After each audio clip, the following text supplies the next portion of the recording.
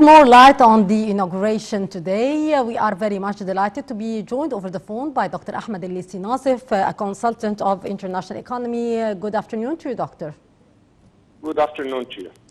Sir, how do you see the significance of today's inauguration for the Kima 2 fertilizer plant?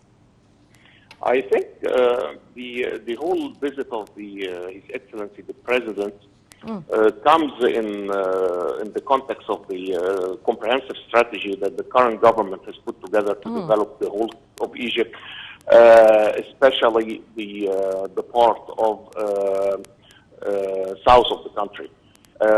I've visited the Kima factory actually more than 25 years ago.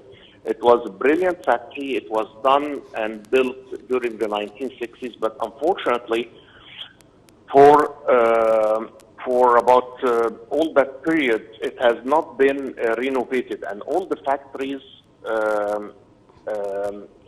any factory in the world, unless you maintain it, you modernize it, and you renovate the machinery in it, it will decay and suffer.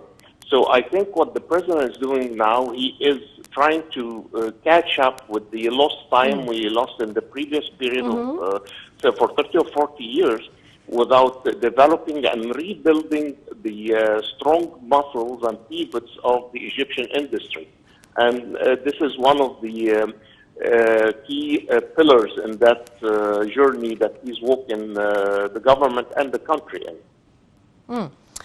Doctor, how do you see here the statements by President Sisi during the inauguration that took place today and the other inaugurations that took place during the past few days in Upper Egypt concerning the role of the private sector in the developmental projects? What's your take on that and the importance of the role played by the private sector?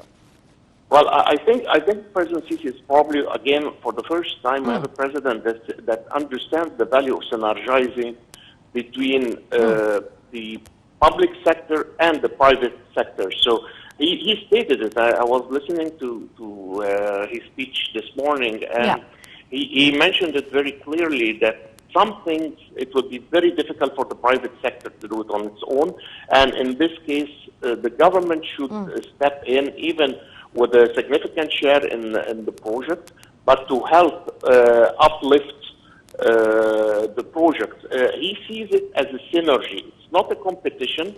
It is a relation of that one sector complements the other to achieve a result higher than if any of the two sectors would have done on its own.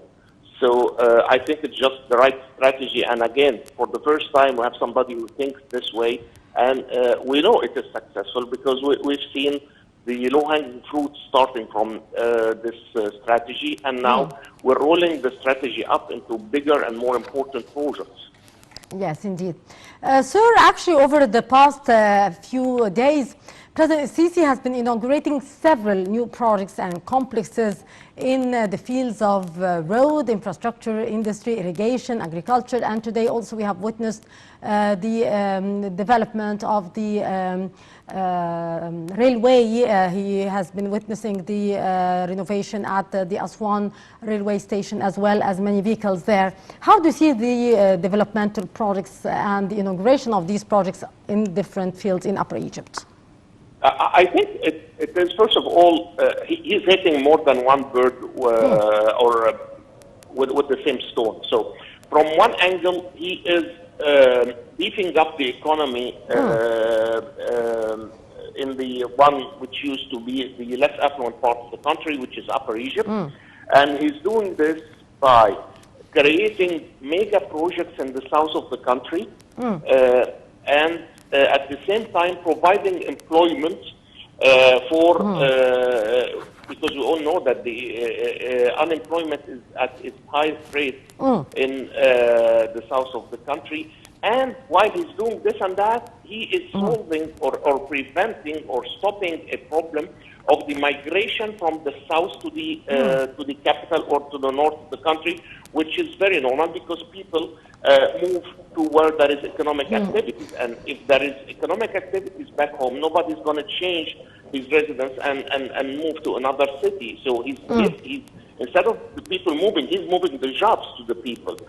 What I must admit, I was very impressed to see the effort that is being done for the Egyptian railroad. And again, His Excellency the Minister has presented to us what has been done since 1952 until 2010, and that what is being done in the last 5 years is actually more than what we've done in 60 years.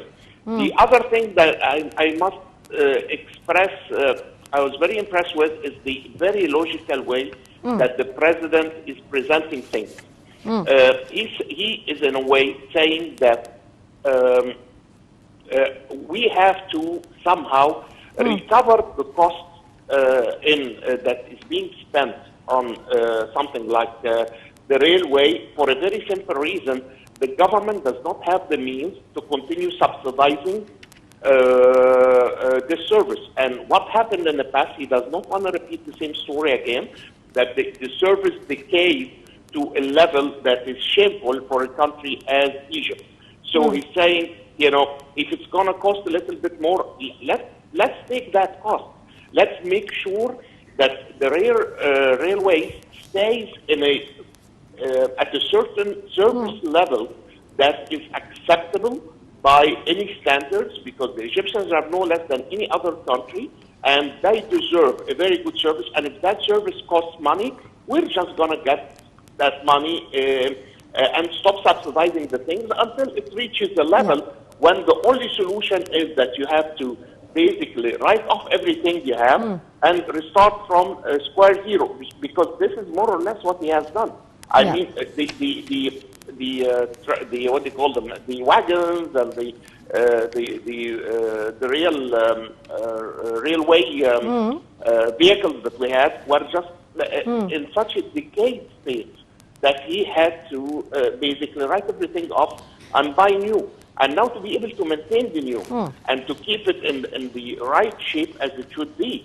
Okay, this costs money, and it is for the people who use the service. It's only fair that they pay for this money, which is a very pragmatic and logical approach. Indeed. Because it's the only way you can sustain this. Because it's very easy to buy things or buy new trains and what have you, and in a matter of like 5 years. If you don't have enough money to maintain it and keep it up to speed and renovate it, it's going to decay, and you're going to go back to square one, and you're going to have to write off everything and buy all over again, which is going to make it extremely expensive. So it is actually the right time we give a good service and get the people to pay for the good service. Very fair, very pragmatic, very logical. Yes. Dr. Ahmed, how do you see here the impact of all these developmental projects in Upper Egypt on the Egyptian economy in general? It's a huge boost. And here I quote the part where the president was talking about Koshka, and he has built a very strong infrastructure, because it is very good that we have millions of acres introduced into our agriculture land. But unless we do have the means of transportation, we will not be able to profit from the whatever crops we're getting out of this newly developed land. So the infrastructure, it's a must, it's a mandatory, it's as important as what we are actually doing ourselves. So it was very smart to start with the infrastructure, and then after that to move into what follows. Because we couldn't do it otherwise, and otherwise we would be putting the cart in front of the horse. Okay, so again, we're advancing in a very structured way and in a very strategic way. If anything, to be honest with you, and I'm talking here not with my professional credibilities, I'm talking about an Egyptian. I wish we had this 30 years ago. I mean, if we did, we would have been in a totally different place today. But anyway, better late than never. Indeed. We are lucky that the current administration has developed this approach to fix the economy and building a very solid infrastructure for the country to be able to advance us to the level that he hopes that we will be. Indeed. Dr. Ahmed Laithi Nasef, consultant of international economy, thank you very much, sir, for your precious input. Our dear viewers, over the last few days, President Sisi has been inaugurating several new projects and complexes in the fields of road, infrastructure, industry, irrigation and agriculture in Upper